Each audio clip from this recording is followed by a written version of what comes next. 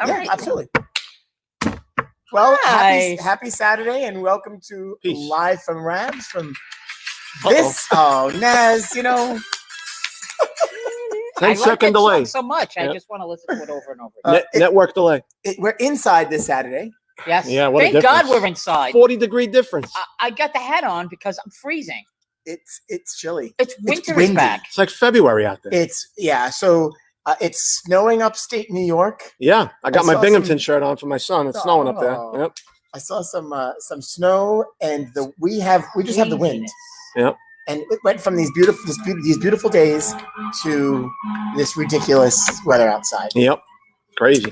No, Kevin. Sorry, we are a little bit later than usual today.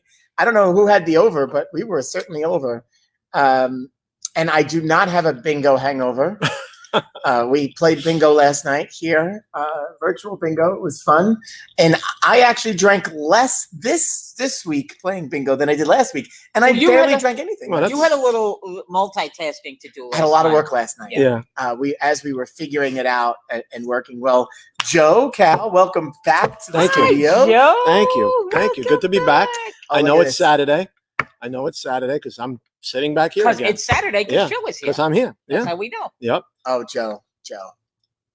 What happened? Not a good day for Binghamton shirt when you have a Penn State champion on. Yeah, but that's well. They have no football team up there, Kevin. That's an interesting fact. Binghamton, they sell shirts in the bookstore shop. Binghamton University, college football, undefeated since 1946 because they have no team. And the school opened in 1946. They have no team, so they're undefeated. College football at Binghamton. They got a decent sports program, though. See, and hey, Rob, while we allow some Yankee fans in the studio, Yeah. and Joe is really the only one. Naz yeah, and I that's- take exception. You know, I'm sorry. I did put a Knicks hat on. I'd like to think we're all Knicks fans, so, you know. I like when people tell me, "Well, I'm a New York fan." I'm a baseball fan. Yeah. And I know you're like that. I Yeah. know you are. Thank you. sometimes I really don't. Sometimes it's a true cop out. Well, No, but I'm not. See, because Joe is yeah. but he's a true fan. of the sport. Thank you. There's a difference when you have Thank you. somebody that's a true fan of sport. Yeah. I'm talking about people that aren't fans. Yeah, no. So when the Yankees are winning the World Series, they are their number one fan. Thank you, Erica. She loves Correct. Joe Cal. Thank you, Erica. We love Joe Cal. Thank you. And if anybody has a bingo hangover, it's going to be Erica. Yeah, she seemed like she was having a good time last night. Yeah. So my sister-in-law, Erica, Christy, they had a little gang playing together last night with the kids running around the house. I think the men were in the kitchen and the ladies had us on the TV and they were. Don't let that bingo. get out because that's that wasn't social distancing. They are Yeah. social distancing and quarantining within themselves. Okay. Well, That's I their hope problem. they're all safe. We hope they're all Just, safe. Yes, I hope everybody's doing well stay today. Safe, people. She only had 2 drinks. Watch it. Yeah, I'm not buying that. Well, you don't say what those 2 drinks were. Right, they might have been huge, Doubles and gigantic. these, like, these, with right. multiple shots in them. We'll have to ask. Dan. Oh, Kevin says, Hey, I wasn't in that home, so whatever they were doing for Thanks for social bringing some distancing, noise. all I know is that L&B, back to pizza, they had L&B pizza last night. I got Oh, a wow. picture of that. Nice. Did they save you a piece? I got. Did they even offer you? No. They didn't even. I went there today, and they didn't even offer me a piece of L&B pizza Nice. wow, to drop something off. Right? Well, nice. they Nice. Nice family. nice. they enjoyed the evening. That was good. Listen, it's room for everybody to have fun doing what they're doing. Did you have fun last night, Naz? I did. We played some bingo. Very I nice. finished installing my microwave, and it went seamlessly. Oh, It actually is up and working, and everything is good. And there were no meltdowns or. Yeah, it was good. It's good. and Ray texted me during it, so he didn't sleep this week. No, you had to. He was intent Wow. on those cards. He was. I took a picture of him playing. I sent it to the kids, and he was even because occasionally I would miss a number or my mother would miss a number, and he would go and 35, whatever. I don't Wow. pick the number. Very But yeah, good. he was right on it. Excellent. He was right on it That's last good. night. So we may make obviously bingo is now part of the. Friday night party. Well, Yeah. so for anybody that doesn't know, we'll share it now. We host a virtual bingo game with the North Shore Rotary from Inside Rabs Country Lanes, and We did it the last 2 weeks, and you know what? We're going to do it again. I'll bet you will. I'll bet you will. Friday night. Very good. It's not up and running yet for this upcoming week. We'll share when that's ready, but we're going to do it again this upcoming Friday. We gave away. There's a big interest in it. A lot of people. We gave away over $2,000 in prizes. Oh, that's last awesome. night. That's really good. Cash prizes and all. Nice. Cash is king. Nice. Yeah. Cash. We spun the wheel. We have some more. We have some. Next week, we even have some more surprises. Wow. Hey, today is one of our favorites' birthday. Yes. Yes, Happy 71st birthday to Billy Joel. Billy Yes, Joel. Billy Happy Joel. birthday. The one and Billy only. Joel. We can't even play his music We had it before. without getting shut off. Well, but Right, we had it on we earlier. play the Get music booted off. pre-show. I but we walked can't play into it on Billy the Joel. show. It was like being at a concert. I walked into the concert. It was a little different than being at a concert. Yeah, a little bit. A little bit. Just a little bit. Although this might be what concerts are going to start looking like for the Yeah, next, who knows, crazy. Ain't that the truth? Yeah. Hey, so it's PBA champion, Pro Bowler, Hall of Famer Saturday. Yes, it is. Yes. Joe, we have a special guest with us today. Yes, we do. Who's with us today? Who Tim is Mack. with us today? Tim Mack, who we know played some college football at Penn State. I'm going to touch on that later. So, I got my football. I brought the football in. You're all prepared. I am ready to go. You're I am all ready to all go. ready. Yep. Tim, I don't know what's going to come out of Joe's mouth. I'm just going to warn you. You just never know. He's a New Yorker, not only just a New Yorker, but he's from Brooklyn. It's easy, Tim. It's going to all be layup. I love it, guys. Thanks for having me on the show. It's great to see you guys. And, Thanks for joining us. actually, great to see Rabs Country Lanes again. I just had a memory. It looks like you guys are behind 5 and 6 and 7 and 8, I think. Yep. And I remember I bowled. They used to have the World Match Games. Tommy Semez used to run tournaments in the East Coast there, and I was on a string of victories. And I remember I was in the top 4 on 7 and 8. I was bowling Gary Jans. And I needed a mark in the 10th to beat him. I left the 4-6, and I actually made it. Oh, wow. Wow. Wow. That was the memory that came to my mind once I saw you guys on camera. But really appreciate you guys having me on the show. And obviously, Frank, it's great to see you. And I love being from the East Coast. I live in Indianapolis now. I miss hearing the East Coast accent and the banter, and obviously the energy. So it's nice to hear, guys. No, really. Thank you for accepting our invitation and joining us. you. Yeah. Hey, how are you? How are you holding up? What's going on in the Mack household? Well, We know the missus is working. Yeah, my wife's a medical ICU nurse, so she's on the front lines. So obviously it's difficult for her, and it's as it is for all the frontline professionals out there. So listen, there's COVID positive patients everywhere. It's unprecedented, right? Our society and our world really hasn't seen this ever before, and we haven't. So I think we're all learning on the fly as it goes. But Yep. I'll be honest with you. I get nervous at night. When I know she goes and she has to be around COVID patients. But it is what it is. I'm proud that she's doing what she's doing, and I don't know that I could do it. That's for sure. So all the credit in the world goes to her, and she's holding our family down right now. As everything else is on pause. In most of the workforce in the world. But my daughter and I, it's been great to be home for. I think it might be the first time I've been home 60 plus days in a row, probably since one of my surgeries. But so it's been great to see them every day. It's scary times, but hopefully we're on the other side of it right now, and we're starting to trend the other way. So I'm hopeful that things can start to turn around soon. Amen to that. Yeah. Let's hope we're on the downside a little bit now. Sure. Yep. So what are you doing? How are you staying yourself? Because I know this. Listen, Frank. I mean, it's no surprise that I've traveled most of my life. Since '96, I've traveled all over the world with tournaments and responsibilities, bowling tournaments, and trying to promote bowling and helping the sport of bowling. And then obviously now my new position. I've been with Storm Bowling Products for 25 years, and I'm the Eastern European sales manager. Over in Europe. So really, I kind of I hold a couple of different hats.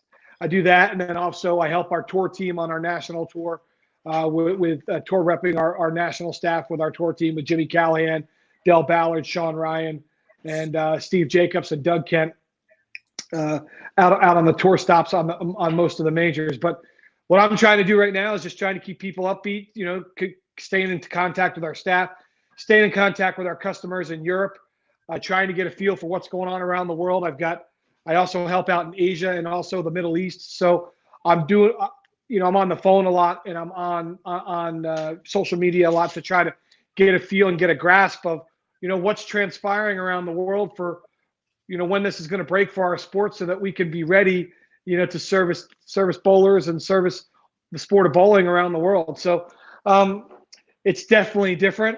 I do get up. I have a routine where I'm trying to walk every day and get outside now and do my own, try to stay, in shape and exercise wise. But it's a challenge, but I'm going to take it and tackle it like anything else I've done in my life, and accept the challenge and try to always make sure that my glass is half full and not half empty, and, take it where it comes, and whatever comes our way, face it head on, and, full steam ahead. Yeah, That's a good way to look at it. for sure. Yeah. And I think that's whether we're staying put or not traveling, or whatever we're doing. Yeah. I've said this the other day when we announced that you were going to come on the show. I love hearing the stories of other bowlers giving their kudos to you and thanking you for exposing them to what is world bowling, so bowling around the world. Yeah. And everyone has their own story, right? So Tim Sure. phone and calls someone and says, "Hey, you got to bowl this event." "Oh, I'm going to go bowl in Asia. What are you, nuts? I've never traveled." And so, where did that start? Where did Timmy say, "Hey, I'm going to go on this new venture ahead of everybody else," and then and then share it? But that's the kind of guy you are. That says something a lot about you. But then go share it.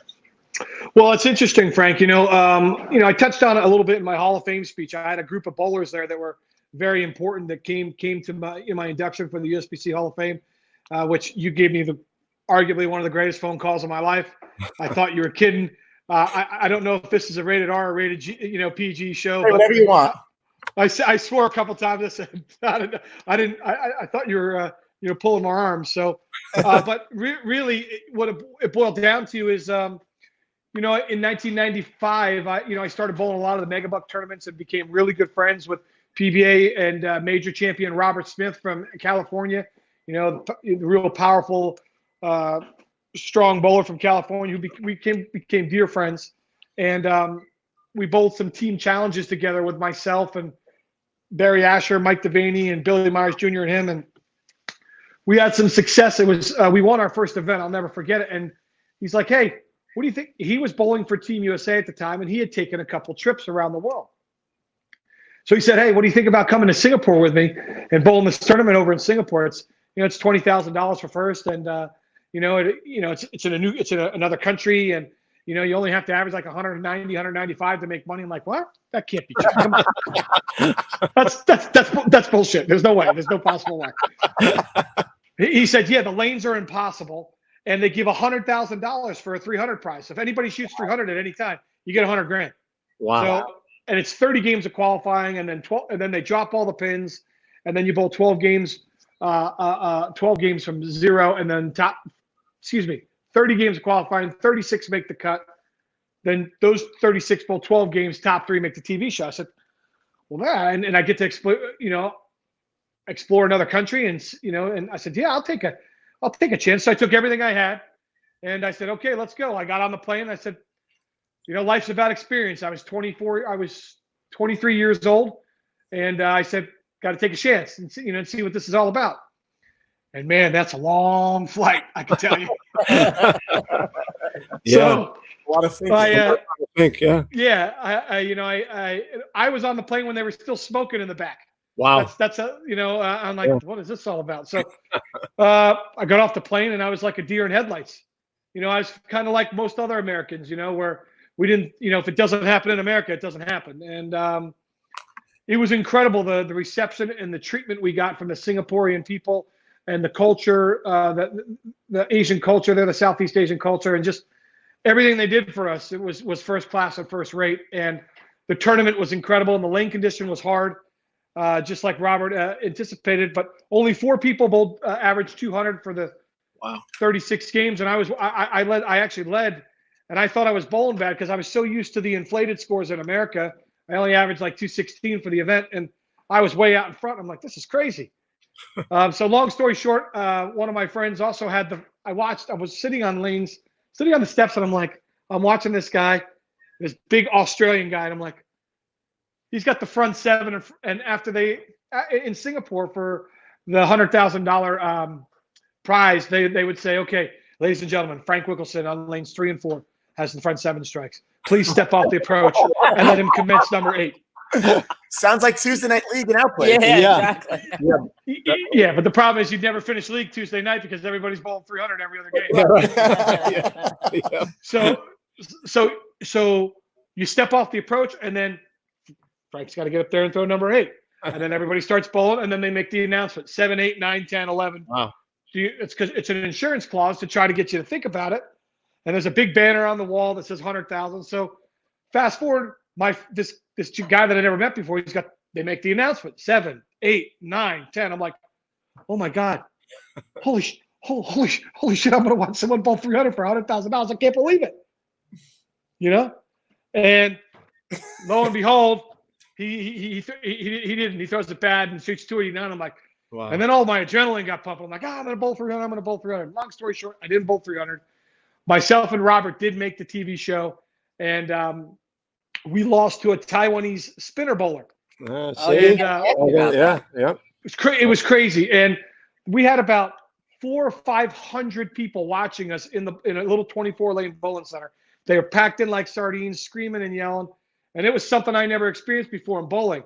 Now I had seen that kind of response, with my chin strap on, wearing the blue and white for Penn State, and running out in front of 100,000 people in football, but I had never seen it like this for bowling before. So this is incredible. So from that tournament and the great reception we got from Singapore, I was then flown with a gentleman that knew Robert. They flew us to Korea to work with the Korean youth national team to teach them the big power hook style. And we spent 5 days, and they spent 5 days filming us, every different angle. They took us out to eat every meal. It was just incredible. And at that, I got back on the plane and flew back home. And I'll never forget it. My brother picked me up at the airport, and I was bowling league at Dover Lanes in Dover, New Jersey. And I got in just in time, and I shot 826 that night off the plane. And from that night, I just remember saying, I've just experienced something that I think is going to change my life. The world of bowling is way bigger than America, and the talent out there is way bigger than anybody really realizes. And I think it's something I want to pursue. And at that time, when I did take the trip over there, Storm, Corbett Austin, and Bill Crispin, they gave myself the big ball contract. We had 4 balls and $200 to go to travel the world. And, they were a startup company. We were startup together. And it was like I don't want to say, you can call it for what you want, the perfect storm. I mean, everything came together at the right time. And that's really, guys, how it kind of started. Sorry for the long-winded answer. No, that's great. We love stories. That's great, because awesome. You know what, Tim, actually teed up a couple of questions. Yeah, go ahead, Joe. Yeah, teed up a couple of questions. Yeah, I mean, so that's how it started, guys, and it's just kind of morphed into its own animal since then. Wow. So Tim, just a quick thing: are your golf courses open there? Because they're not open here. Yeah, the golf is open. It's funny you say that, because my nephew is really good. My brother's son lives in Delaware Water Gap, Pennsylvania. Right. And he just actually made it to the final round of the drive, chip, and putt this year, and nice. just missed it. And he's good. He's a different kettle of fish. He's got what it takes to play at the next level. So he plays in the Jersey Junior Tour, nice. the Jersey Traveling Tour there in the East Coast Tour. And they actually have the kids tour here, and they thought about driving out because the golf courses are closed there.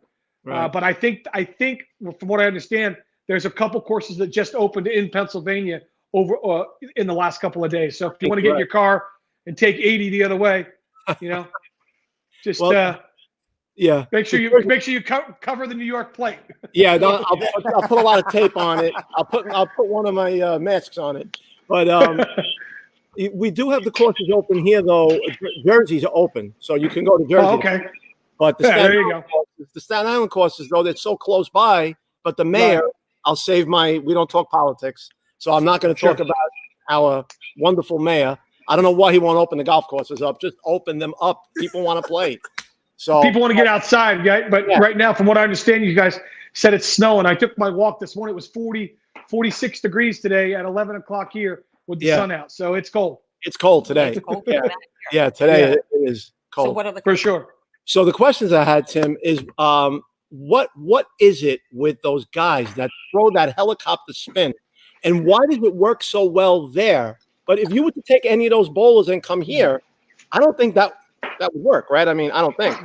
Listen, it's a great question. It's all based on lane conditions. And back then, when I started traveling, and in the early and mid '90s, Right. bowling was really, really popular in the in Taiwan and in China, Right. and it had a big boom. It was so popular that they had 24-hour waiting lists, and you didn't have an opportunity to even get on the lane. So you had to book it in advance. They didn't have an opportunity to even dress the lane. So what would happen was obviously the oil would go away from the front and carry down. They couldn't strip and re-oil the lane. Right. And Kegel's prominence wasn't worldwide like it is now. So the lane maintenance education wasn't worldwide like it is now. And what they would do is a couple people, YC Ma is his name, and CP Ho, two real older generation Asian bowlers, they developed this helicopter style with an 11 pound ball, and it was all based on deflection. So when the lane conditions got really difficult, they ran you over.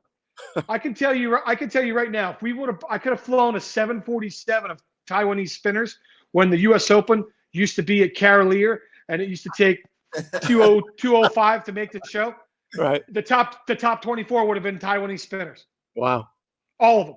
Wow. All of them. Because when the lane conditions got hard, they never missed a spare. Right. And then I've been in some tournaments, guys, where I've watched them average 230 as well. Wow. So the good ones are unbelievable. But because of the game has changed a little bit, and the dynamics of the stripping and oiling the lane again have changed, it's taken away. A couple years ago, actually, I think when Frank was still president, out at the World Championships, the Chinese Taipei team out at South Point had an incredible showing at the World Championships. I think the all events gold medal winner was from Chinese Taipei, and they're all helicopter bowlers. And I think the ladies Taiwanese actually won the gold in the trios as well. I think, or a silver. They were up there. So it's still prevalent when it's all based on scoring pace. So that's kind of the background of why they did it, because of the lane conditions and not having the opportunity to dress and re-oil the lanes. And that's kind of where it originates from. Yeah, that intrigued me a lot. And they're fun to watch. So that release, is that a variation? Like, can they do that and another release, or they primarily that's their release? I think it's a great question. A couple of guys can do both. There was a great spinner bowler. His name was Krichawat Jampako. He was from Thailand, and he actually came to bowl. Frank, I don't know if you remember the international eliminator that used to be at big mega buck tournament that used to be at Samstown, and then it became the mini eliminator, and it was ran by Steve Sanders out at the Orleans. That tournament was run at Samstown, and he came over, and the lane conditions usually were pretty difficult, and he made it all the way to the stepladder, and then the lanes got really easy in the stepladder final, and because he was probably going to win the tournament with a helicopter shot. Well, he, as a mockery, because he could tell they changed the lane condition in the stepladder, he hooked the 11-pound ball on the fill ball and went 10 back for 259. So you got a couple of guys that can do it. Wow. But it's very few. It's very few. Wow. That's, how is that ball actually punched up? Is that ball drilled a little differently or no? Well, we had at one time we were making some balls, some pancake weight blocks and some spinner weight blocks, because the circumference of their track is a circle. It's really just like, it's really that big because it spins on that ball. Right. You got to imagine it spins this way but travels the other way. It's really odd. So that really wow. Yeah, it's a craft, and it's all their balls are all based on deflection. Jeez. Just like their cheering methods. That's certainly Yeah. a craft. Yeah, there's a method to their madness. Yeah, for sure. Yeah, Yep. we should have them in action matches at Rabs late at night about 4 a.m. when there's no oil in the front of the lane. When 207 won the freeze out match would have been great. I can tell you. Yeah, that would have been something to see for sure. Yeah. So, Tim, So what would you say is the most difficult out of all the places that you've been at? Where is the toughest place that you've ever bowled at? Toughest country, the toughest country. well, those early trips to Asia were awfully difficult. Yeah. Just because of the unknown, you just didn't know what you think about getting on a plane, flying 29 hours across the country, 1 day of travel, and then getting off the plane and all of a sudden realizing you're in trouble because your ball's not hooking down lane. Right. And, you got to kind of take it on the chin, take your medicine. And, if you could finish 15th and try to get some money back for your expenses and then get back on the plane and fly to the next destination, whether it's to Europe, whether it's to South America, Middle East. I would say those early trips to Asia were incredibly difficult. And that's why it's been so difficult. It was so difficult those years for, I think, European bowlers and American bowlers to win. And when I started going over there, I just was able to, I had a unique style of power and control that I was able to overpower things, so I could get it up in the air and I could still hook it, when the lanes weren't hooking down lanes. So, when I was in really good shape, when I first started this journey that I was on. So I think to answer your questions, I'm probably that for sure. Wow, that's a good answer. Go ahead, now you want to answer that question? Yeah, so one of our guests has a question, Kevin Rourke. What were your thoughts the first time you saw Belmo bowl, and when was that? Yeah, listen, Jason and my relationships is gone for 21 years now. So it's unique. It's like big brother, little brother. You get it's for me kind of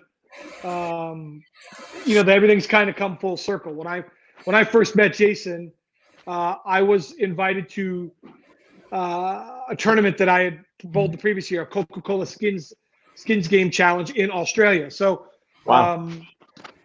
I went actually with my girlfriend at the time, who's now my wife. We were sitting in the stands. I'll never forget it. And I just was on Jason's show I think last week or 2 weeks ago. We were talking about it. We were having a chat about it. And, I see this young, polished kid, just, no facial hair, no nothing. I mean, 16, just turned 16 years old a couple months before.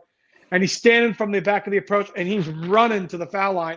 And he's got both hands on the ball. And I'm like, what just happened?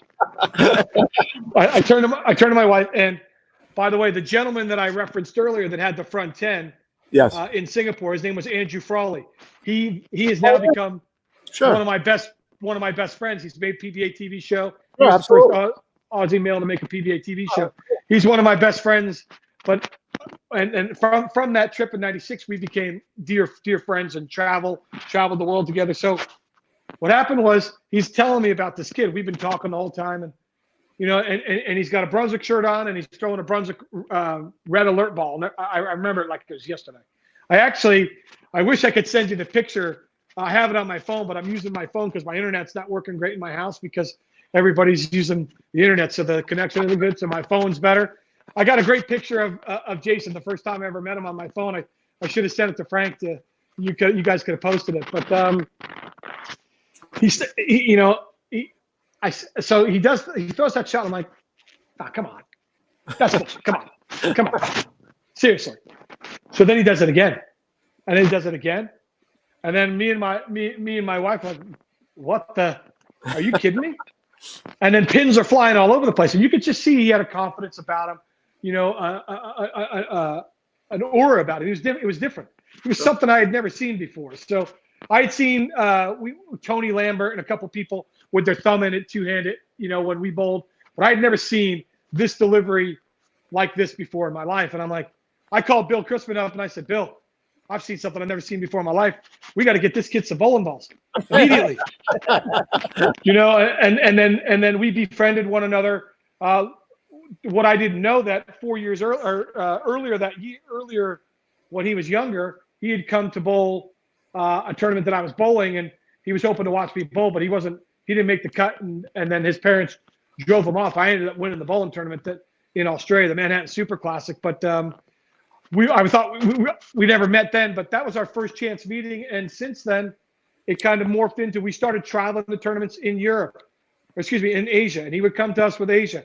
And then I was more like a mentor. I was being able to mentor him and a lot of conversations. And, I won a lot of bowling tournaments while he was in the field. So he got a chance to see me win tournaments that I never thought that when I was way back in the pack, and then, kept running and showed the patience and the fortitude, and, because that was when I was in my prime, and it helped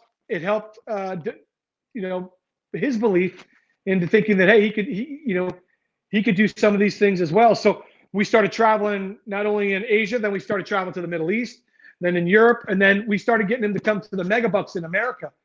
And things just started, turning full circle. And I told these guys, as he got better and improved, and I bowled Jason.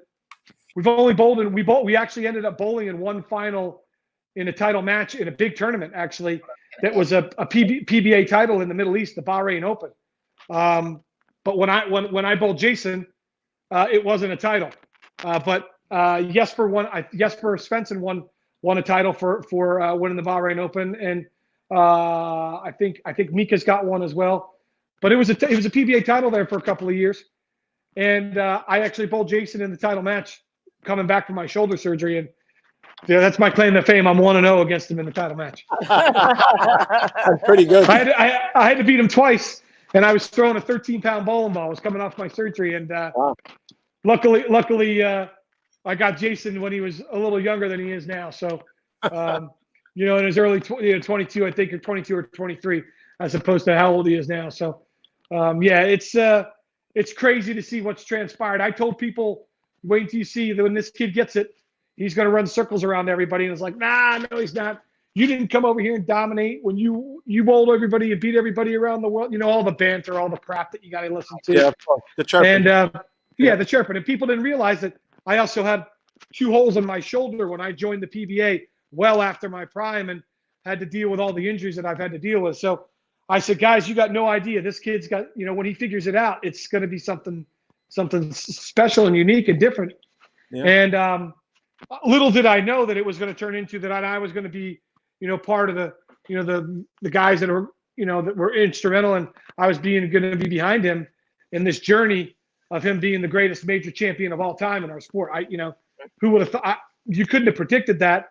I knew he was going to be special and great. Did I know he was going to break every major record in the sport, in our sport? No, I didn't. Did I know he was going to win some majors and run circles around some guys? Heck yeah, I did. I knew that was coming. And it's been amazing. It's been an amazing. Listen, I got a front row seat to history, guys. Yeah, front row seat to history. So it's Definitely. And we've got a special, unique relationship with our communication, and I think that's why it works so well, guys. Is because when he saw me bowling, he learned a lot of things about, never quitting and, never giving up and getting every pin you can get. And he takes that into his PBA regiment every day, and he trusts what I say and what our tour team says as well. That's great. But you said even at age 16 that he was very poised and confident. Yeah, confident for sure. Confident. Yeah. Yeah, almost to a young. I don't want to say arrogance. But you could see that he felt like he was one of the best.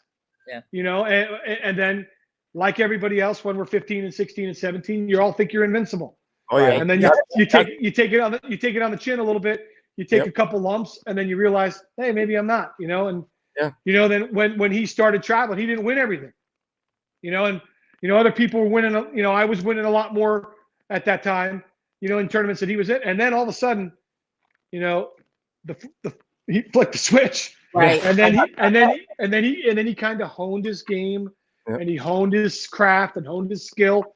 And if you watch Jason from old tapes of when he bowled, when he first came out in 08, 09, and then watch him now, he's a different bowler. You know, when I say different, he's a more polished bowler. Yeah. He's more under control. Yep. If you look at how he's taking care of his body type, he's lost weight, and he's really taking care of his craft. And, you know, he's the best on the planet. For sure. There's no doubt in that, for sure. Yeah. No doubt. No doubt. So I think I'm going to get off bowling for a second. And I brought the football. So, Tim, it's time to get into a little birdie told me, not really a little birdie told me, I did some reading up on you that one of your favorite football movies is Remember the Titans. Oh, No doubt about it. It is. that You know, that's you've done your homework. Oh, yeah. Oh, yeah. Remember the Titans is It's a great you know, movie. it's an amazing sports movie. It teaches a great lesson. True story. Actually, Yep. it's a true story. It's actually a lesson that I think we need in society today. I wish there were more things like that with all the, you know, The tension and the the tension, divide, the racism. Yeah. You know the banter back and forth. Yep. You know that movie teaches a lot of life lessons, and I Yeah. think a lot of people could learn a lot of stuff. You know, going to watch that movie. You know, football was very instrumental in my life, my whole life, all the way up through college, and actually still was instrumental in my life today because a lot of the life lessons I learned, you know, playing youth football, high school football, and then walking on and being part of the Penn State football team, and playing for Joe Paterno, for me, Right. the greatest teacher Yeah. of team sports and team unity and team environment in the history of our country, is those lessons I carry today, you know, in my job, Sure. you know, trying to be prepared, Yep. you know, how you treat people, you know, treat people the way you want to be treated, Right. the respect level, and just, you know, trying to do the right thing. That's how and I learned all those things, you know, in football. Yeah, I mean, if you look at how many guys that he actually had, you know, play, guys that got drafted, linebackers especially, right? Guys like Buttle, Mel, Jack Ham. Jack Ham, Millen, and I think there was an old school guy back in the '70s played for the Dolphins on the perfect team. I think Brudzinski played there too. I think. Yeah, there's been that's the one beautiful thing that I'm so lucky now for the rest of my life of being a Penn State, you know, Letterman and football alumni is we have a whole Letterman lounge dedicated to us at the stadium. Wow. So yeah, all right, Mike, I like that. We are Penn State. That's right. I see that, guys. That's great. But there's a whole Letterman lounge there. So before the games, you know, we get up there, we get to mix and mingle with all the classes That's and great. all the graduates. You know, I'll go back and Franco Harris will be up there, and you know, Jack Ham will be there, and you know, my roommate Kajana Carter, you know, he comes back. OJ McDuffie, dear Sure. friend of mine played for the Miami Dolphins, was one of my teammates. Yeah, sure. Kerry Collins, Kyle Brady, you know, these are all my teammates that I played. And we go back, and this is generations, and we have all of our teams that played the records, and it's a great thing. And for the rest of my life, for home games, I don't need a ticket. All of our Lettermen, we go down on the sidelines, and are able to mix and mingle and support our team. And I think James Franklin's done a great job embracing the Letterman, and you know, very, very, very thankful for what he's brought to our program, bringing back a lot of the traditions that, you know, that Joe has held, and you know, that we held that when I was there. So it's very meaningful and great. That's great. Wow. I mean, yeah. I mean, bringing up those guys' names. You know what? My favorite back, even though I love Franco was the man, but Sure. Being I'm a Jets fan, I could say that my favorite back coming out of there, maybe Blair Thomas. Blair but Thomas, great player, He unbelievable was player. good, but with the Jets, he was a little up and down. But Sure. you know what? I loved Lydell Mitchell. Played for the Baltimore Colts. Amazing. That guy was a stud. Played with, I think, if I'm not mistaken, played with Burt Jones. And Sure. yeah, I'm trying to think who else was on that team. I mean, Charlie Pittman, another great Penn Stater that played in the league. Yep. Listen, the list goes on and on and on. And I think the one thing that I was able to learn at Penn State also is, first off, you have to go to class. You actually, you actually have to do the work and put the time in and put the effort in. And being a college student athlete is not easy. Yeah. Because of the requirements that the program puts on you and the educational requirements that Penn State University puts out there, it's difficult. So it teaches you discipline, it teaches you time management, it teaches you autonomy. And I think if you look at all the people that have come through that program and look at those, the Penn State graduates that went through that experiment, look at what they've done in society in other areas and other avenues.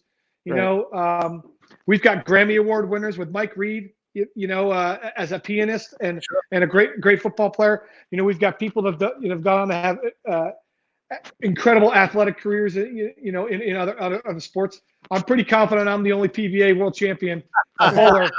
So I've got something over every other Penn State football player, which is in my pocket, which I'm very proud of.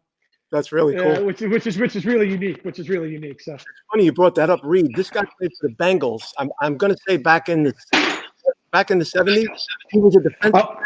Guy was as big as a house, and he was a concert pianist.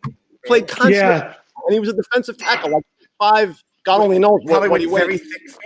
Yeah. It's amazing stories, guys. Yeah. Amazing. That's great. That's the beauty of Penn State, and actually this last football year was the first time I've ever gotten to see a game since 1988. Before I got into the university, I was one other time in the stands. I went with my wife to have her have the Penn State experience, and we sat in the stands. But I obviously went down to the Letterman Lounge where the game and what have you, and tailgated with a lot of my former teammates, and went down on the field to say hi to the guys. But the experience, it was a whiteout when we played Michigan, and we were able to beat them pretty handily. Yeah. It was an amazing experience. Whole stadium shaking. I'm like, wow, you don't realize it because you're down on the field, and you're in the trenches. It's for me 5 years, 4.5, 5 years of the best time of my life. That's great. Really, some of the best times of my life. Yeah, it's great. I actually go back there. I've had 7 left knee surgeries and 3 right shoulders, and all of my orthopedic surgeries and injections are still done at Penn State today to this day. Because the orthopedic surgeon, his name's Dr. Wayne Sebastianelli. We all call him Seabass. He's he's been able to patch me together and keep me together. He was there when I was there. Corey Sefchek is his assistant. Those guys, I trust those guys, and Dean Plafkin. Those guys were all there when I was there playing football. So, and they're still there to this day. So, it's one of those trust things. So I actually drive 7.5 hours to go see my orthopedic surgeon. If you're driving that long, they're going to be taking care of you. That's great. Yeah. It's great. They got to be good. Yep. Hey, Kevin had another question here. Yeah. Sure, guys. Sure. Back to bowling, and this is one of Joe's favorite questions to ask. Oh, yeah. Go ahead. Ask it. Go ahead. No, I want you to ask it. You want me to ask it? Yeah. Okay. Fire away, guys. We wanted to know who your toughest opponent in the East Coast area was back in the day. Ooh, that's a great question. But Tim, with that one, you got to say you probably bowled against so many people and so many talented bowlers. You don't want to insult anyone, but that's a tough question, right? Because hard to pick one, guys. Hard to pick one. I'll tell you why. Yep. If you look at the history of our sport and look at how many Hall of Famers and PBA champions and just champions in anything, because to win a 6-gamer at Rabs Country Lanes isn't easy. Right. You're talking about some of the best of the best of the best to ever play our sport come from the East Coast. Some of the best. Chris Fiali was an incredible bowler. Sure. Rudy Casamakis was an incredible bowler. I'll throw out some other names, some older names that you got. John Gualtieri, an amazing player. Out in the island, I remember a couple guys out in the island that could really bowl. Anthony Vigliotti was a good, a nice young local talent there. Yeah, Jeff Charay was another great local talent there. Birthday today, by the way. It's just John Rome, wherever I roam. You got a really, you had a lot of guys that were young. That Jeff Kubizak. I mean, he won every junior tournament known to mankind out there. I'm just throwing some names out, guys, of Dave Carter and Patrick Allen. the Patrick Allen, and the list goes on and on. Tom Brennan and guys I bowled JBTs with, Mike DeLis and Tom McGimpsey, and just there's so many great names. I remember Paul Lavoie Jr. was up, got great bowler up in Rhode Island area, and there's just so many. It's hard to pick one guy, guys, and I think that's why it's so unique, that because the talent pool was so big in the East Coast, we had so much success going out to the West when we bowled the Mega Bucks or bowling any of the PBA events. Ryan Schaefer is another great great East Coast talent. Yeah. You can go on and on and on and on of guys that were just that won tournaments and won a lot of tournaments. It's hard to pick one, but all those guys that I mentioned, and I'm sure I'm leaving out a lot of guys. Pat Healy Jr., Niagara Falls. Sure. And Mike Newman, Buffalo. I mean, come on, Mike Newman was one of the greatest bowlers, of our generation. Dave Gwindon, Brad Kazuski. You're talking about Brad Angelo. You're talking about upstate New York, but all those guys came out to the East Coast. And Willie Willis, another great bowler from the East Coast that bowled back in the day. And Buzz Goodman. There's just so much talent. Yeah, sure. Joey Hutchinson. There's so much talent from generation. That's the great thing about bowling. I just named a bunch of generations, but I also had the opportunity to bowl against a lot of those guys out there as well. So yeah, it's really a who's who in bowling out there. In the tri-state area, and the ghost at Rabs Country Lanes. They should have some stories back there for sure. I promise you. Yeah, there's more than a couple for sure.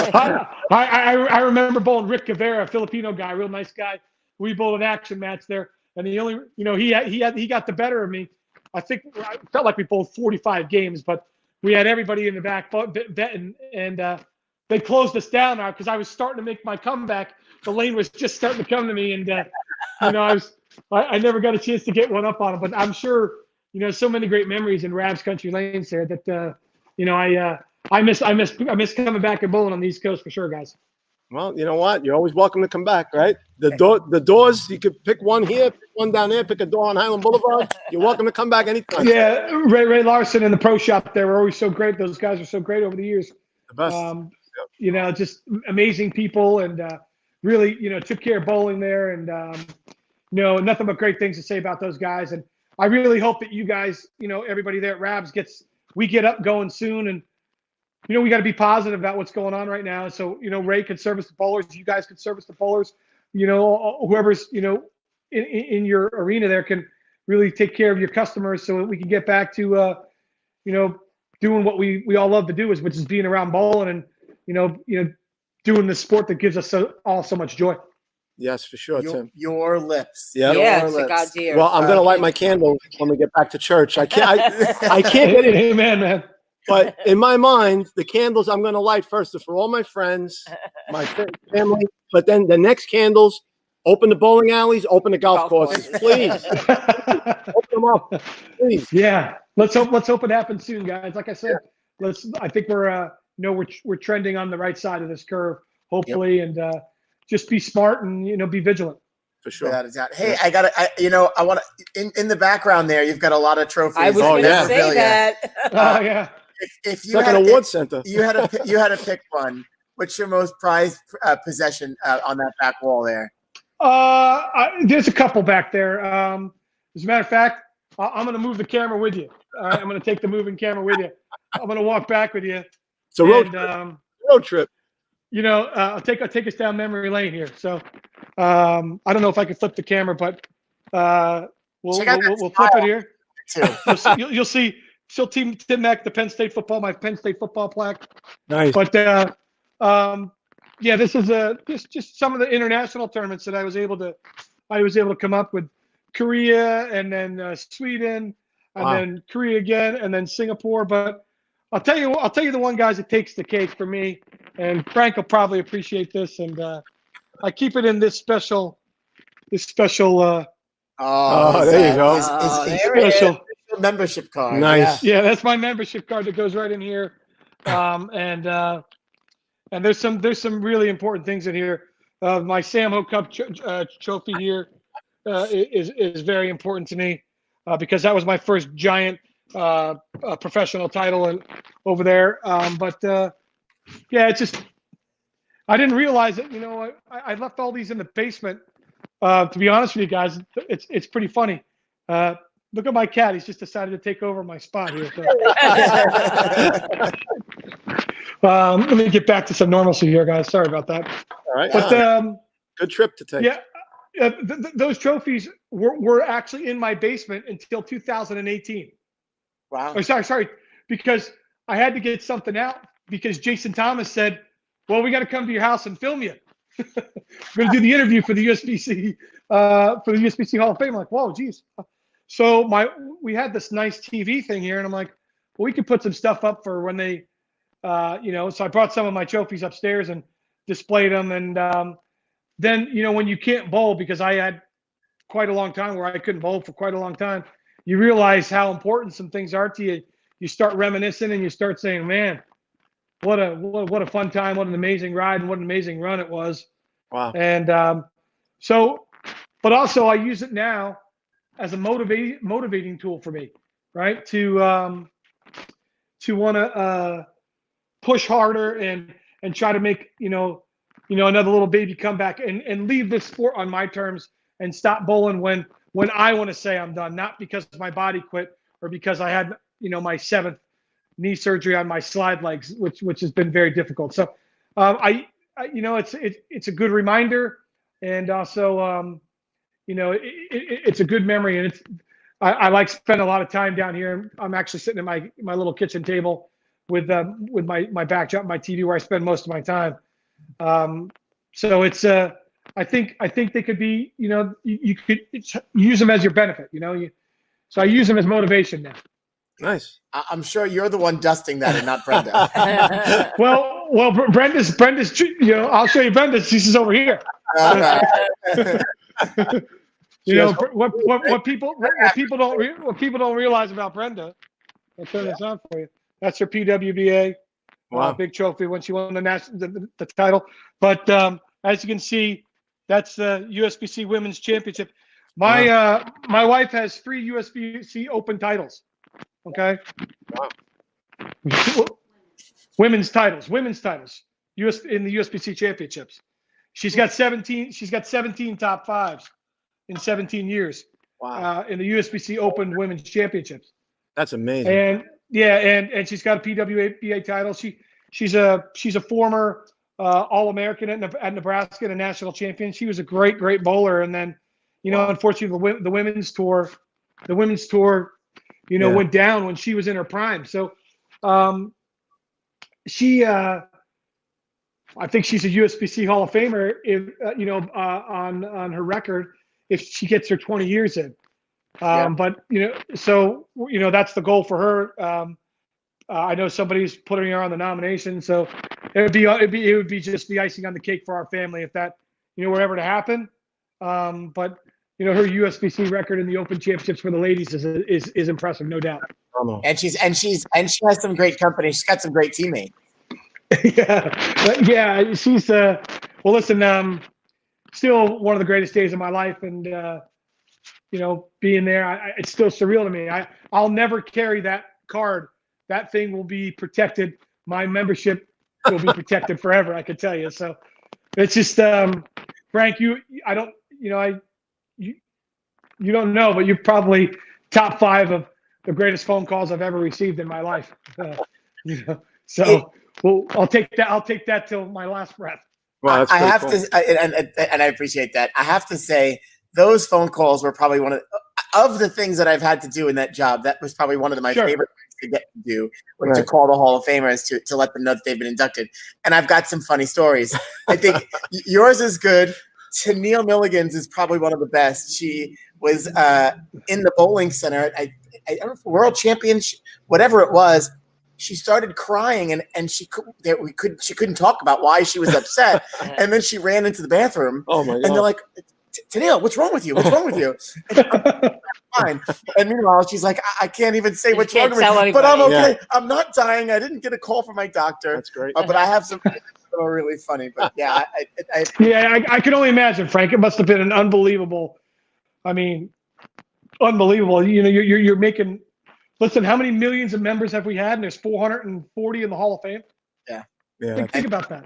3 years. The ABC, USBC. Yeah.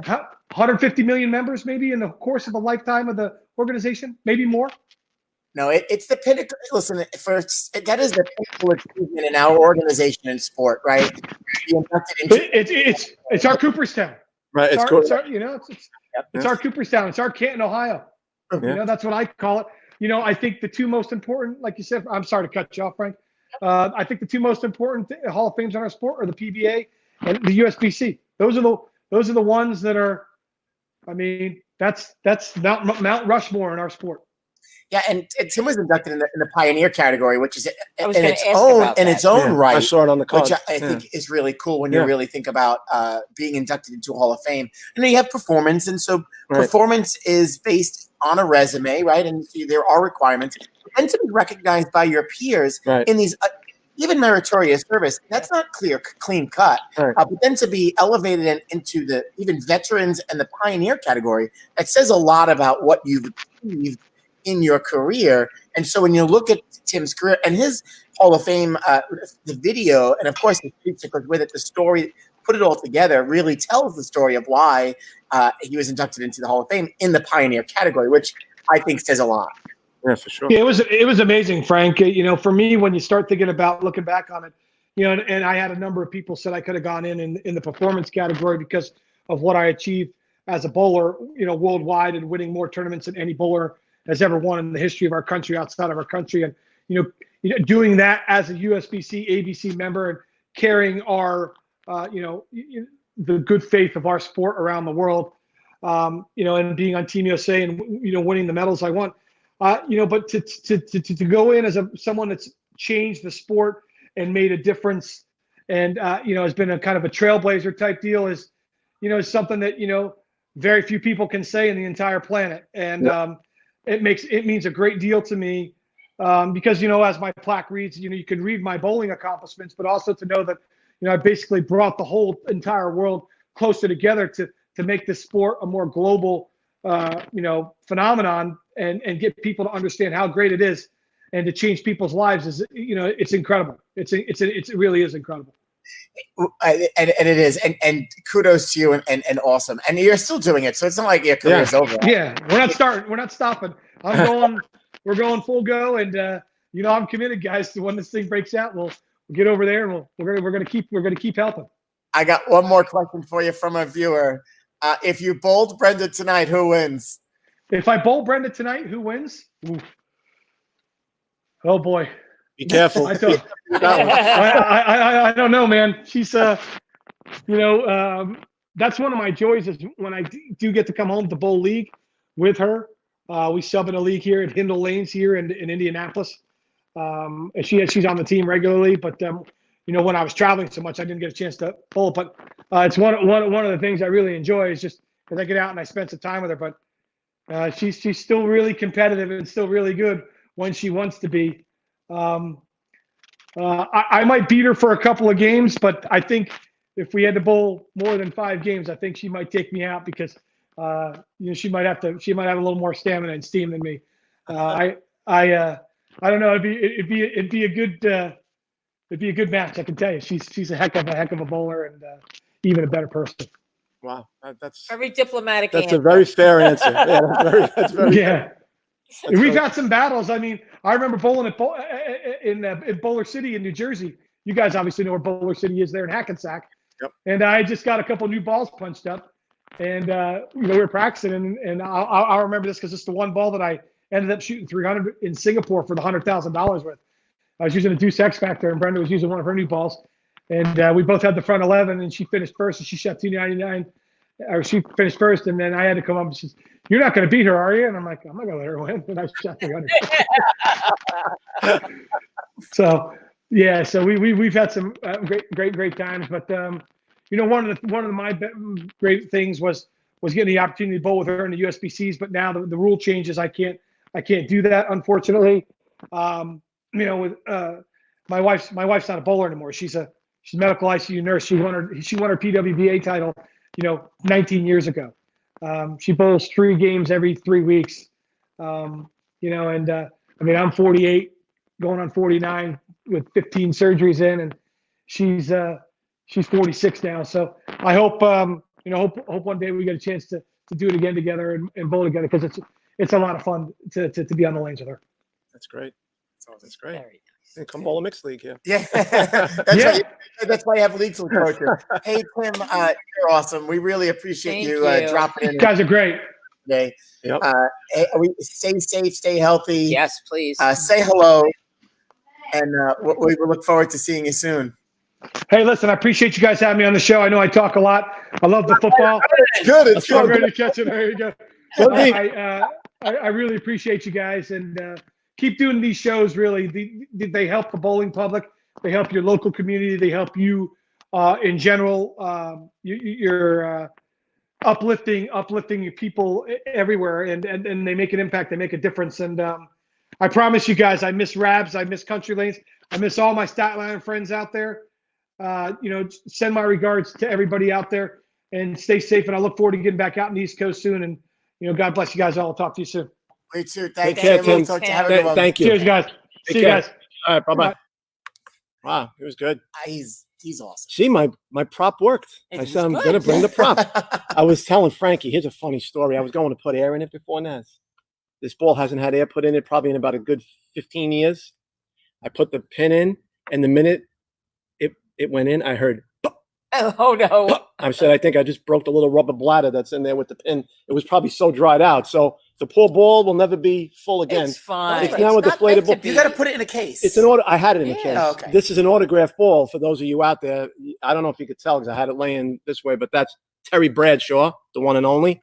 I got Howie Long, number 75 from the LA Raiders. I got Chris Collinsworth of the Cincinnati Bengals fame. And I got James Brown, who started his announcing career, not Hot Tub James Brown, but started on Fox and now is the host of CBS NFL Today. But this ball was signed in 1996 on the set out in LA. And a very good friend of mine who used to work with me was very good friends with Howie Long, and he did me a solid. And Howie said, even though he's a Jets fan, I'll sign it for him. That was a segment of Show and Tell. There you go. With Show Joe and tell. Cal. There you go. So I just thought it was good with Tim Mack being the I ex-football love player. it. I think it's Yeah, it was awesome. very I nice. brought it in. I just deflated Very the nice. damn ball, though. I can never fill it up again. But anyway, what are you going to do? That's right. It still looks For, on it. it's Yeah, yeah. only for display. It's show and tell. Yeah.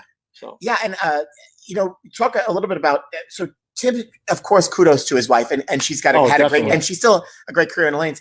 If I remember, her teammate, she bowled with Shannon O'Keefe, and then fellow New Yorker Amanda Beck.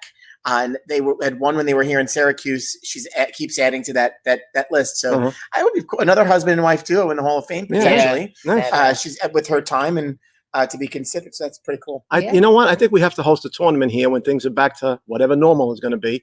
We got to get Tim and his wife to come, the Bones, Yeah. the Kents, the Ballards, the Barneses, Oh, boy. everybody. Let's have a bowl off here. Oh boy, Let's have a husband ball. and wives. Yeah, and then I think we could do some play-by-play. Just turn the tables around, put them on the promenade, and we're good to go. I think Linda's hung up her shoes for the most part. Well, But, I think I listen, think you can get her I out. think they might get their Entice her. juices We flowing can get her again. out. You never know. She's all about competition. Yeah. And then I think we have to have Tim come back, and maybe we'll get Jeff and John Rome and get the guys, and maybe have a little action bowling back here again.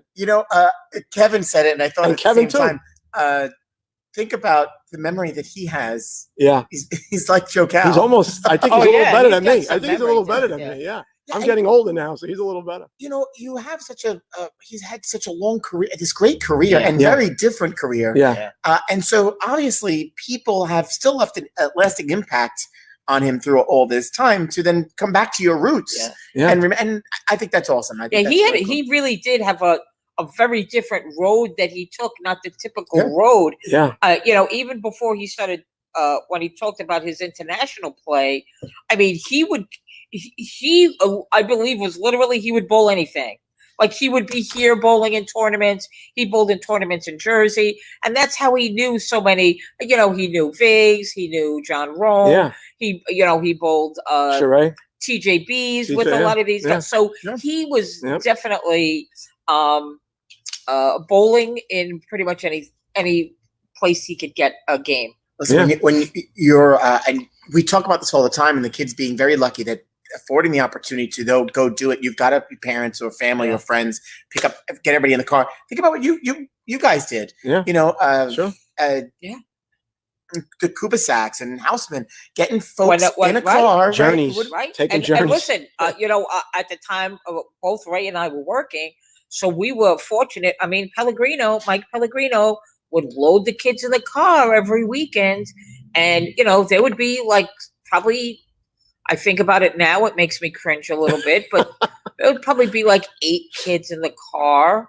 And there's Mike just tooling down the highway off to another tournament. with the trunk like this, right? Yeah. The Flintstones car. All the balls weighing down the car. Yeah, and but you know what? He did it. He was another one who really he wanted to see his kids compete. He loved those events. And you know what? It was what they did on weekends. Yeah, so that's great. We gotta call. Speaking of Mike Pellegrino, we gotta call him. I think get him on. We should have him on. We need to get Mike Pellegrino. Talk about stories because Joe, next week. Yes. A mutual friend of Mike's and ours, because he's out in Vegas. So next week we have the one and only Wendy McPherson as our guest on Saturday. Yes, so next Saturday, and Mike and Wendy are good friends. Yeah. Very good. So I think we might have.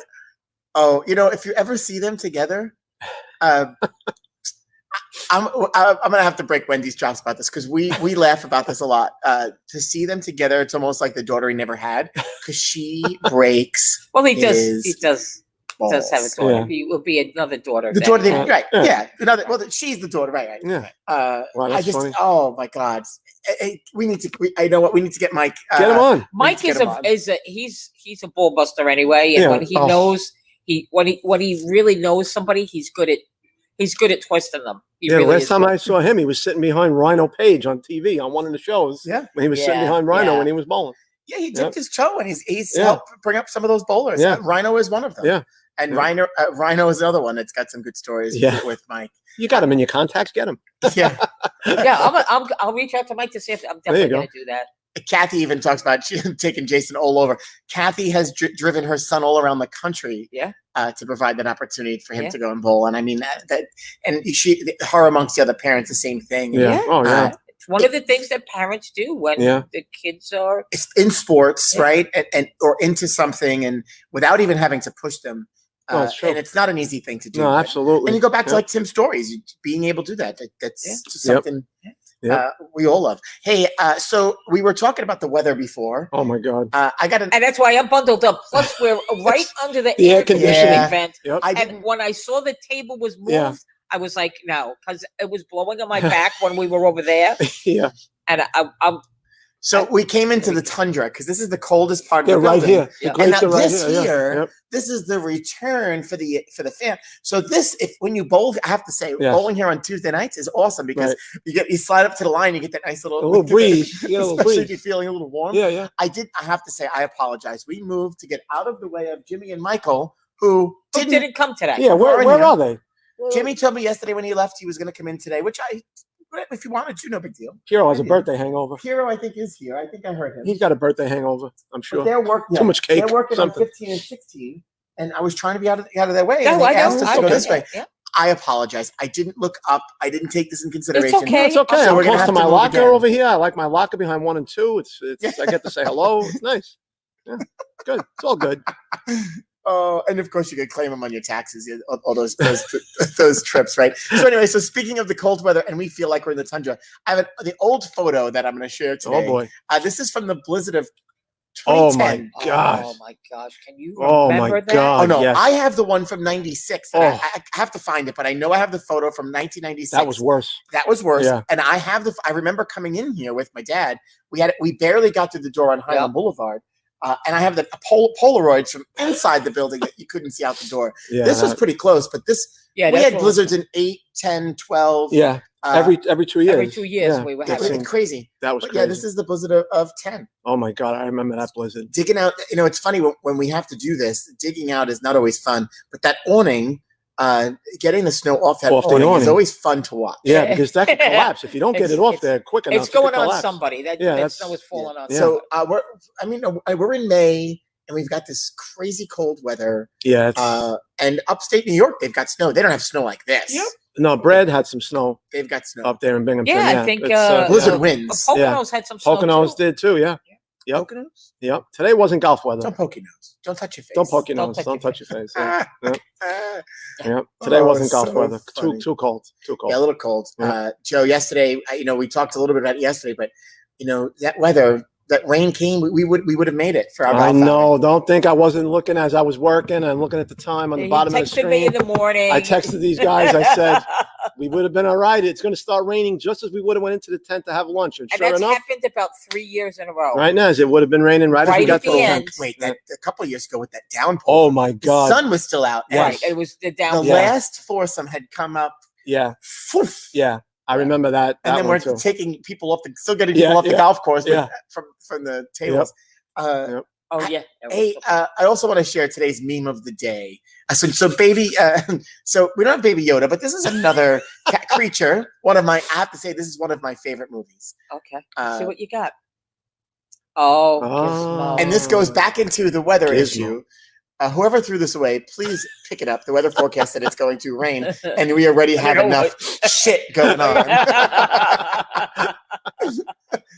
That's good. That is funny. That is So if good. anybody knows what I'm talking about, if you go back and watch that movie, The Gremlins. The Gremlins. Absolutely. Gizmo. That's a big gizmo. I have a little That's gizmo. yeah, That's a pretty big big gizmo. Yep.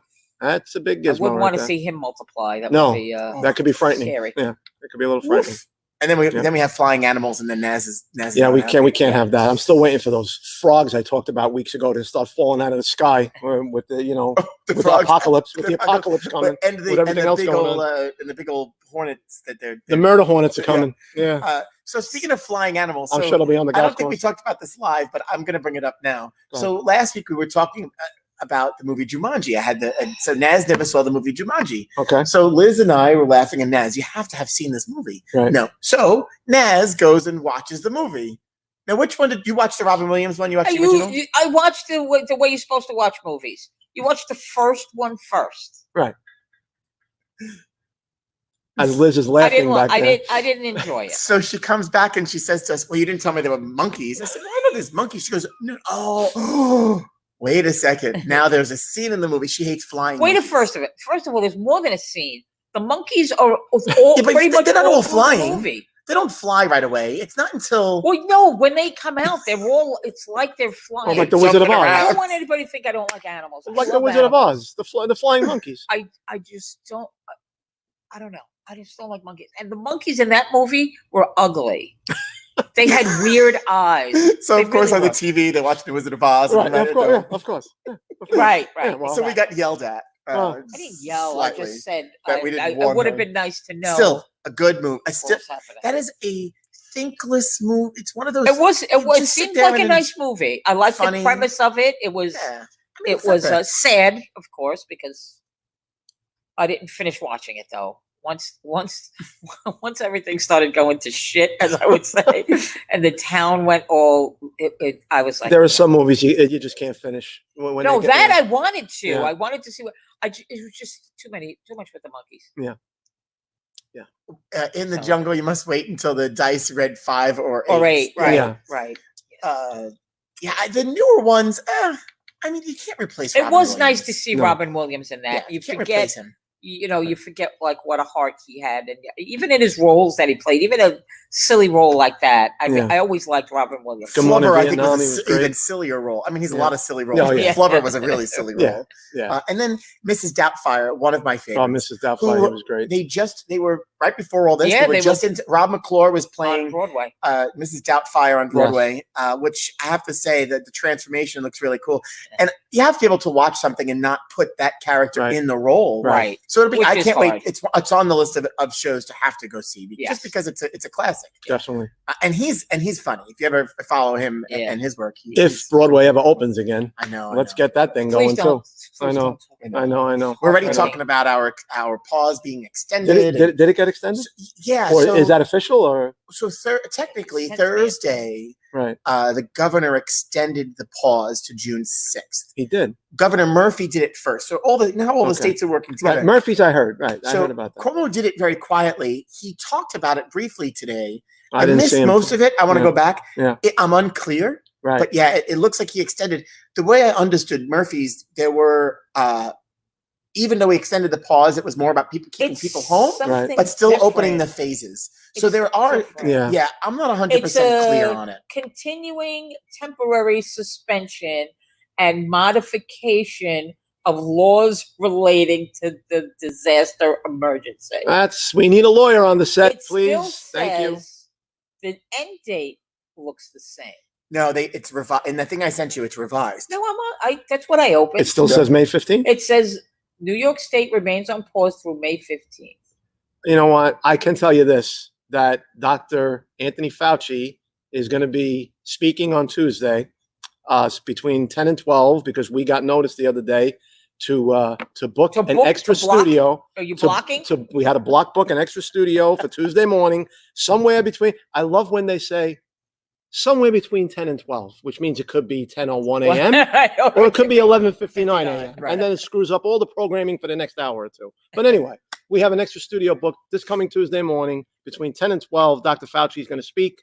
I don't know about what, but let's see what he's going to say now. He's ruffling feathers with everybody. I mean, Yeah. and he's not the only one.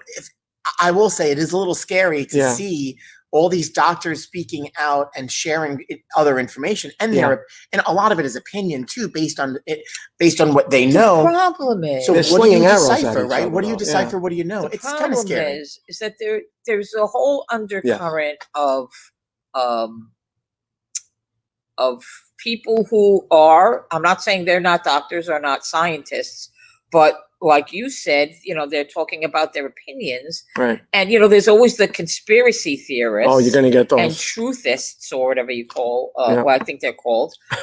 And, I think it just muddles the message. It muddles it for people who are, that are watching everything. Yeah. So it just becomes more and more confusing instead of just, if this is the person we're putting our trust in and the president's picked him, then, let's put our trust in him. The problem is that sometimes he goes against what the president wants him to say, and then the president marginalizes him. Yes. So all of that just creates, Confusion. you don't know who to believe. Right. Too You much don't know who you confusion. believe. And he's not the Right. only one, right? Right. Right. So that's the other thing.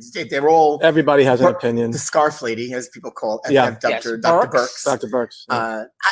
Listen, there's some great information out there. You just can't dive into all of it and try to figure it out. No. And I think that's what we do. Everybody's sharing all these videos. Watch this. Yeah. Okay, now decipher a little bit for yourself. Right. Yeah. Question, Claire. Hi, Claire. Welcome to Live from Rabs, and I think it's the first time for you tuning in. And Pat, we have officially ended the bowling season, and we're working with our league officers to determine the next steps. So you'll hear a little bit more as we're working with everybody in the coming week. Some leagues are taking some action. We're working together to do so. So just stay tuned, stay put. But we have officially ended the 1920 bowling. Sadly, we have had to end this bowling season. Yeah. As currently we anticipating an opening of July 1st. If this later. pause is moved further, it looks August. We don't know. Right. So one day at a time. But sadly, this season has come to an end, and we're working with the officers to disperse money and do all the things that we need to do. And So everyone pack your patience a little bit. Yeah. And everything will be taken care of. lots of leagues, Yep. lots of opinions. Yeah. Lots of Yeah. different things going on. So we're working together on that. Yeah. Oh, okay. Hey, so what happened? I'm sorry. Oh. I don't mean to interrupt you, but it looks like the stay-at-home order is extended to June 6th. Stay at home. Okay. right. So because it says now therefore until June, in the second paragraph on the thing I sent you, June 6th, except for, and then there's all this regions that jargon. might, yeah, right. They feel like there might be regions that They can slowly open, can maybe. slowly open, Right, because if you look at the map that he's been sharing, upstate New York, where there are Upstate, no right, cases, yes. in certain or very pockets. Yeah. little. Yeah. We're going to be last no matter what. Yes. So, yeah, Yes. we're not going anywhere. Brian, we didn't cancel summer league, so to speak, to finish the winter leagues. Initially, before we had dates, we talked about trying to work together to complete the winter season. Leagues, because So that's that and then primarily get what some we would summer league want. bowling in. We thought we'd be open sooner, but because we're not, we're in a holding pattern, not knowing the date.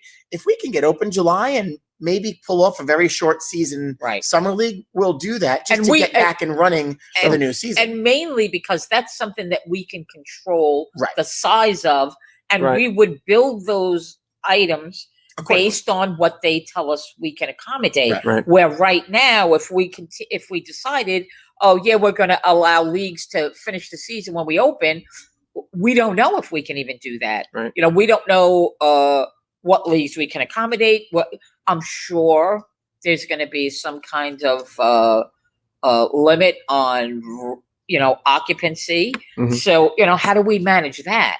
So taking an existing thing and carrying it into that is difficult. Yes. Whereas a summer league, if we started with a fresh project, a fresh thing, we could say, listen, we can only accept, let's just say, 12 teams on a Tuesday night.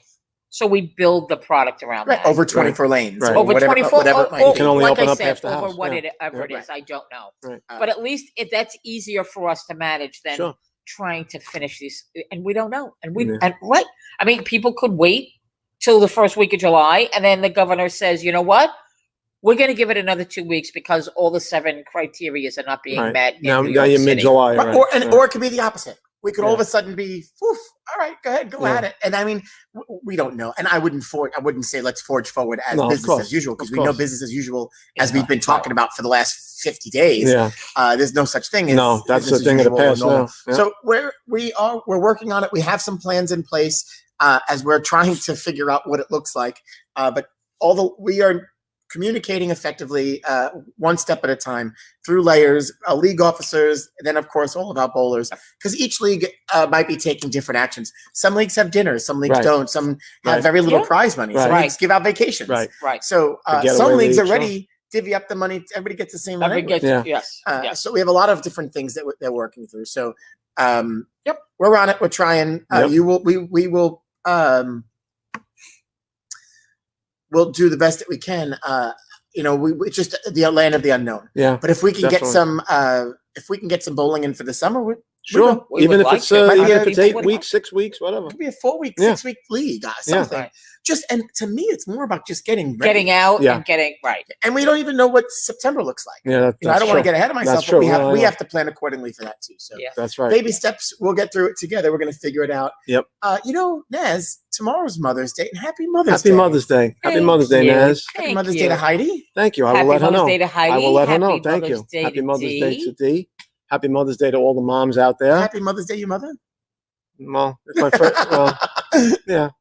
Well, no. Yeah, it's gonna be a little. Yeah, it's a little this sad for me year. this year. It's a little sad for me this It year. First certainly one is. without my mom, but she's always right here. Always right there. Yeah, We got some Oh. great. Hey, listen, the memories, right? absolutely. And stories by all My means. memory? Oh, forget it. I got all kinds of And, memories. and we've been talking about your dad. Yeah, my dad. Yeah, yesterday my dad got a little shout out. I think John Lespina had a little brain cramp there, though. I think he might have thought because my oldest brother, same name as my dad, and when Maple first opened, John said he was 12. My oldest brother was 11 because they're born around the same time. And I'm telling you, I'm pretty sure maybe he thought it was my brother, not my dad. Oh. But if I was watching the show, I would have texted in and said, tell him he was the one that hung out with this crew at that corner of the snack bar Right, every right. day. Vinny Lotato and Patty Capola Oh, and Vinny all those Lotato. guys. What a My nice guy Vinny Vinny was a gentleman. Vinny was a gentleman. Played minor league ball, for Oh, the really? Brooklyn Dodgers. And yeah. it's funny because we were talking about like the guys bowling action and that Yeah. group of Yeah. men. Yeah. As rough as they were Yeah. and crude as they could be, Gentlemen. Like, they were, majority of them Yeah. were really Yeah. gentlemen. Yeah. And it's just funny. I mean, I actually used to get a kick out of when we used to have the PSAL championships in Mhm. Maple. Mhm. And we used to go there to bowl. Oh yeah. And I would see the same Same. crew At the snack bar, sitting at the same snack seats. bar Yep. Oh, yep. And you Maple. typically bowl on that side of the center Yes. too, which is sometimes odd because it's Yep. because of the counters you had less space to Yeah. an extent. More crowded there. But you always the girls then they were swapping. Right, It seemed to be, right. but Yeah. Oh, it was so No, it's funny. true. Those guys We'd were always like, see Lorenzo there. Yeah. We could always count on that. yeah, That whole crew. yeah. that was some interesting counter. That was some Yeah. counter, like John said. Yeah, with the free And he still horseshoe. got 'em in He's case, got them. Yeah, 11 round seats at each one. It was quite a. Yeah, I had many and lunches there. Of course, your good friend Ronnie. Of course, he was busting his butt to get back after surgery. So Yeah. you'll be ready for the new season. We know you will, Ronnie. Yeah, yes, Ronnie. We're counting on you. Maybe counting on Brian, you're getting a little bit ahead of yourself there with the needing sanctions for winter. You took the message down, so I have no idea what it says now. That was Just put the feed back up. he was referring to the fact that the kids need summer league so they can be a member for the upcoming season. So well, Yeah, we'll work together on what we We'll need have- to do. we'll and have take time care- to- we'll It's have unprecedented. opportunities to take care of. it's the Yeah. great It's also, unknown. It's the great unknown. Averages and whatever it might be. So Yep. right. happy Mother's Day to all you mothers Yeah, out there. and you know, I want to say happy Mother's Day to my mom. She's Yes, we've been quarantined together, and Where'd she go? I just we've saw Greta go had, by. What? She's down there. She Okay. ran away we've from had us. an No, she's sitting down there. interesting 50+ days, and she's the strongest person that I know. She's been through stuff that would crush other people, and she's still kicking. She's still going, and I know we go back and forth a lot, but I don't know what I would do without her. And I'm lucky. I'm blessed to have my mom with me. Absolutely. Amen So, to that. Amen. And Yeah. also happy Mother's Day to my daughter Nazareth. who Yes, happy Mother's I Day. mentioned Naz. the other day, who Yeah. was killing it. And sometimes she probably wants to kill the other people in her household, but she's getting it done. And my son, who I'm saying happy Mother's Day to him too, because he's doing both. So he's quite the mother right now. So He's a dad, mom. I'm gonna text He's her a Happy dad mom. Mother's Day. happy Yeah. Mother's Day, please. He's a dad, mom. Not what do you That's call good. that? Not photo bomb. Text Text bomb? bomb him. Yes. Text bomb. There you go. Hey, hey, Liz gave easy. approval. Easy, sister. Yes. Not yes. Easy, Text bomb sister. him. I would Text call bomb. him. him. Like Happy a photo Mother's bomb, Day. only a text. So we're not here. We're taking the day off. Yeah, So we're off tomorrow. today was Mother's Day. Naz, episode 49. Wow. So we're taking a break tomorrow to celebrate all you To mothers prepare out for there 50. and our mothers, and Yeah. to get ready for episode number 50. 50. My The goodness. big 50. The big 50. It's And it's only a that's number. Monday. So It's only a episode number. 50 is Monday. And for those that are watching or going to watch later and come back to this, what does Monday look like? We have a Naz. Monday. I know you're excited. Yes. Episode 50. Who's It's on the episode show? 50, and Nelson Figueroa will be joining us. And with any luck, Joe Cal's going to be calling in. I'm going to try to remote in on and, Monday. Take a late lunch while working from home and see if I could come on for a couple of minutes to get figgy with it. Right? With Nelson Figueroa, even though I'm a Yankee fan. As I said, I'm a baseball fan, but he's pitched in Yankee Stadium. He's a Brooklyn guy, Lincoln High School. Yeah. Him and Lee Mazzilli, two of the best to ever come out of Lincoln. So, yeah. The show itself can go into Joe's pot now. Yeah, that's right. It's 50. They come in the pot. We just hit the 50. And yet Kevin still can't. And, Kevin can, and we could join the senior men's club. Yeah, right. Exactly right. As Yep. a collectively. We can do it collectively. as Do a it group. collectively. Yes, you can. Yep. Yeah, so get your questions ready. Yeah. Mets questions, baseball questions. Mhm. Be a good, maybe he has some insight on what's happening with the baseball season. Yes, indeed. And then the rest of the week, we got some fantastic guests lined up. So Jessica B. Phillips from Historic Richmond Town is going to join us. Coley Edison from the PBA is going to join us. We spoke this about her upcoming on the we had when was that? The Draft League show with John Barinello, probably back in the fall. Yes, he talked That about was like- how he went to lunch Yeah, with her. like not, I think that was end of October, beginning of November. Yeah, he definitely brought that up. Yep. And I said he probably will on Monday too. Yeah. And then Saturday, we announced it today. Next Saturday, Yes, Wendy looking forward to Wendy it. McPherson. the one and Yes. only. And she is fierce. Wendy McPherson. She's McPherson. definitely fierce. Yep. She's tough competitor. Yep. So- First, we're gonna get Figgy, and then we're gonna get Fierce. Right? You hear it here first, folks. So we're looking forward to another great week here on Live from Rabs, Yeah. starting with on Monday with episode 50. Jeff Charay, happy Thank Mother's you, Day, Naz. Jeff. Jeff, I don't know Thank if you were watching earlier, but you got a shout out Yeah. from good old Tim Mack. So you got to go back and check that out. Happy birthday, Jeff. It's his birthday today. Jeff and Billy Joel share the same birthday. Oh, check Yeah, that there out. You go, there you go. You have so much stuff in your head. You were That's- Yeah. scrolling Facebook today. Yeah, and saw well, that. I was scrolling. I got a pop up. Today's Jeff Charay's birthday, and I won't say how old, but he's getting closer to getting in the 50 and over pot. So wait, are you going to raise Oh. the age of the pot, or Oh, is it going yes. to be the 50 and Oh. over except for Jeff Charay? Oh yes, And then it could be except Oh. for Kevin Rourke. we got it all planned out. When Jeff and Kevin get this close, Joe Cal's going to be turning 60. So then it becomes a 60 and over pot. and I can Sorry, still guys. go in it. And so Naz that's can still fine. come in. I'm still in. Yep. So sorry, guys. Yeah, the funny part is that they're expecting that. Oh, I know. That's even the joke. They can't Oh, I even know. I get the thought you were pot going to done. go up maybe a year at a time. I was going to make it 51 when Jeff gets close to yes. 50. Yeah. And then 52 and so on. Yeah. So, but Poor guys. got to keep it real. Right. So, Well, we do that. And there here. it is. that's That's right. what we So, do. We keep it real. Yeah. That's what we do. Well, thanks for tuning. We went really long today. yeah, Yeah, it's well, okay. Tim was great Yeah. guest. He is. He really, really, yeah, he was good. he brought it today. Yeah. He's He good. makes me look like a mime. Well, we appreciate you tuning in and joining us here. We're making up for the time that we don't have tomorrow. We look forward to seeing you on Monday. Continue Absolutely. to like and share our posts. Yep. So to expand the audience, because we have a ratings bonanza. Bonanza. Joe. Yep. Ratings bonanza. Right And up there wait with the till draft. league Monday, show. we're gonna- 1 and 1A. Blow it up. Yeah. Or Monday's going to be. Blow it up with all our fellow Mets I hope fans. I'm able to. I may have to have Jill help me get on with the. It'll be very easy, Yeah. Joe. It's, All you he's got to gonna do. send you a link. and Okay. if- Our good friend John Laspina was able to do it. That's Now, true. he did get some technical support, That's but true. he still did But it. Joe Well- Bruno got it. Joe Bruno got it. I always have Jill there. She's my IT person at home, so it's fine. If you don't like our page, like our page. Hey, I shared a little video yesterday. Earlier, we just eclipsed. Happened to be out here, and we had just clipped 6,500 page likes. Yeah. Wow. And so the little tracker started moving. I was like, oh. I gotta get a really? video of that, Oh, yeah. very Yeah, nice. nice. And I Very love nice. when people are sitting over there and they're looking at it and they're trying to figure out what it is. Right. And then all of a sudden I get the notification. Nazareth Larson likes your page. And then all of a sudden I go back and then I see that they're out here playing with it as they're laughing, as the numbers are going up and down. Anyway, so be sure to like our page, subscribe if you're watching us on YouTube so you get that Give it a thumbs up. notification Yeah. to let you know that Naz and Frank are in the house, and sometimes And sometimes Joe Joe is Cal. in the house. Saturdays, maybe Monday.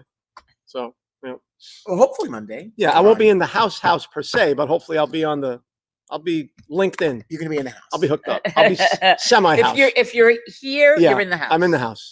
I'm in the house. in the halfway. studio. I'm in the halfway. Semi. That's all right. Well, thanks for watching. Thank you, everybody. Hey, Naz. That was awesome. Happy Monday.